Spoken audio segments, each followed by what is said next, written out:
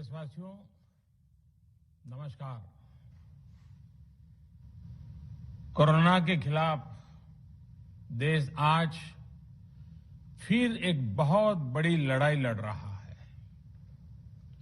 कुछ सप्ताह पहले तक स्थितियां संभली हुई थी और फिर एक कोरोना की दूसरी वेव तूफान बनकर आ गई। जो पीड़ा आपने सही है, जो पीड़ा आप सह रहे हैं, उसका मुझे पूरा एहसास है। जिन लोगों ने बीते दिनों में अपनों को खोया है, मैं सभी देशवासियों की तरफ से उनके प्रति संवेदनाएं व्यक्त करता हूं। परिवार के एक सदस्य के रूप में मैं आपके दुख में शामिल हूं। चुनौती बड़ी है, लेकिन हमें मिलकर अपने संकल्प, अपने हौसले और तैयारी के साथ इसको पार करना है। साथियों, अपनी बात को विस्तार देने से पहले मैं देश के सभी डॉक्टरों, मेडिकल स्टाफ, पैरामेडिकल स्टाफ, हमारे सभी सफाई कर्मचारी भाई बहन, हमारे एम्बुलेंस के ड्राइवर्स, हमारे सुरक्षा बल, पुलिसकर्मी, सभी की सराहना करूंगा। आपने कोरोना की पहली वेव में भी अपना जीवन दांव पर लगाकर लोगों को बचाया था।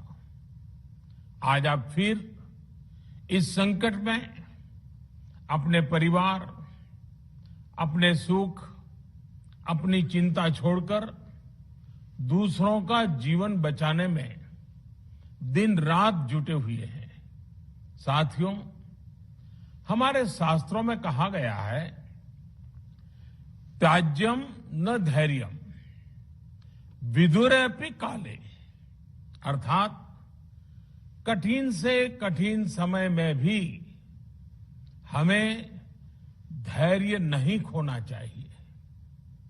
किसी भी परिस्थिति से निपटने के लिए हम सही निर्णय लें, सही दिशा में प्रयास करें, तभी हम विजय हासिल कर सकते हैं। इसी मंत्र को सामने रखकर आज देश दिन रात काम कर रहा है। बीते कुछ दिनों में जो फैसले लिए गए हैं, जो कदम उठाए गए हैं, वो स्थिति को तेजी से सुधारेंगे। इस बार कोरोना संकट में देश के अनेक हिस्से में ऑक्सीजन की डिमांड बहुत ज्यादा बढ़ी है।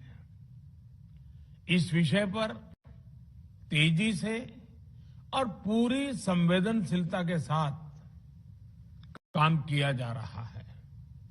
केंद्र सरकार, राज्य सरकारें, प्राइवेट सेक्टर, सभी की पूरी कोशिश है कि हर जरूरतमंद को ऑक्सीजन मिले। ऑक्सीजन प्रोडक्शन और सप्लाई को बढ़ाने के लिए भी कई स्तरों पर उपाय किए जा रहे हैं। राज्यों में नए ऑक्सीजन प्लांट्स हो, 1 लाख नए सिलेंडर पहुंचाने हो, औद्योगिक इकाइयों में इस्तेमाल हो रही ऑक्सीजन का मेडिकल इस्तेमाल हो, ऑक्सीजन रेल हो, हर प्रयास किया जा रहा है।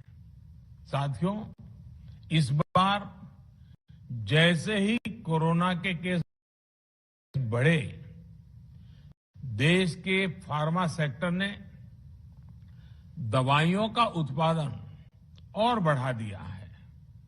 आज जनवरी फरवरी की तुलना में देश में कई गुना ज्यादा दवाइयों का प्रोडक्शन हो रहा है।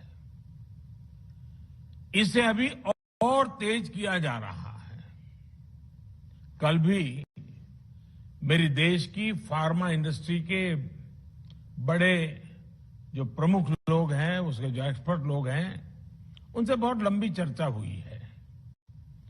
प्रोडक्शन बढ़ाने के लिए हर तरीके से दवाई कंपनियां की मदद ली जा रही है। हम सौभाग्यशाली हैं कि हमारे देश के पास इतना बड़ा मजबूत फार्मा सेक्टर है जो बहुत अच्छी और तेजी से दवाइयां बनाता है। इसके साथ ही अस्पतालों में बेड की संख्या को बढ़ाने का भी काम तेजी से चल रहा है। कुछ शहरों में ज्यादा डिमांड को देखते हुए विशेष और विशाल कोविड हॉस्पिटल बनाए जा रहे हैं। साथियों, पिछले वर्ष जब देश ने कोरोना के कुछ ही मरीज सामने आए थे, उसी समय भारत में कोरोना वायरस के खिलाफ प्रभावी वैक्सीन के लिए काम शुरू कर दिया था। हमारे वैज्ञानिकों ने दिन रात एक करके बहुत कम समय में देशवासियों के लिए वैक्सीन विकसित की है। आज दुनिया की सबसे सस्ती वैक्सीन भारत में है। भारत की कोल्ड चेन व्यवस्था के अनुकूल वैक्सीन हमारे पास है। इस प्रयास में हमारे प्राइवेट सेक्टर ने इनोवेशन और एंटरप्राइज की भावना का बेहतरीन प्रदर्शन किया है। वैक्सीन्स की अप्रूवल्स और रेगुलेटरी प्रोसेसेस को फास्ट ट्रैक पर रखने के साथ ही सभी साइंटिफिक और रेगुलेटरी मदद को बढ़ाया गया है।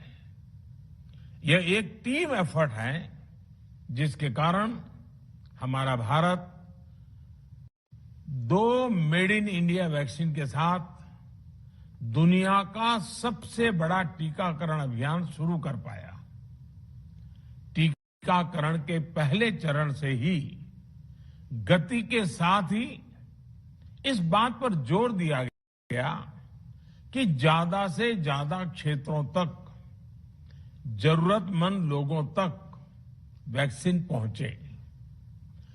दुनिया में सबसे तेजी से भारत में पहले 10 करोड़, फिर 11 करोड़ और अब 12 करोड़ वैक्सीन डोज दिए गए हैं। आज कोरोना से इस लड़ाई में हमें हौसला मिलता है कि हमारे health care workers, frontline corona warriors और सीनियर सिटीजन्स के एक बड़े हिस्से को वैक्सीन का लाभ मिल चुका है। साथियों, कल ही वैक्सीन को लेकर हुए एक और अहम फैसला भी हमने किया है। 1 मई के बाद से 18 वर्ष के ऊपर के किसी भी व्यक्ति को वैक्सीनेट किया जा सकेगा।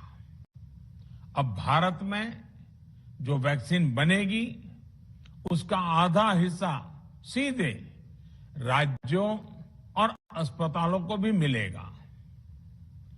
इस बीच गरीबों, बुजुर्गों, निम्न मध्यम वर्ग के लोग 45 वर्ष की आयु के ऊपर के व्यक्तियों के लिए केंद्र सरकार का जो वैक्सीन कार्यक्रम चल रहा है वो भी उतनी ही तेजी से जारी रहेगा।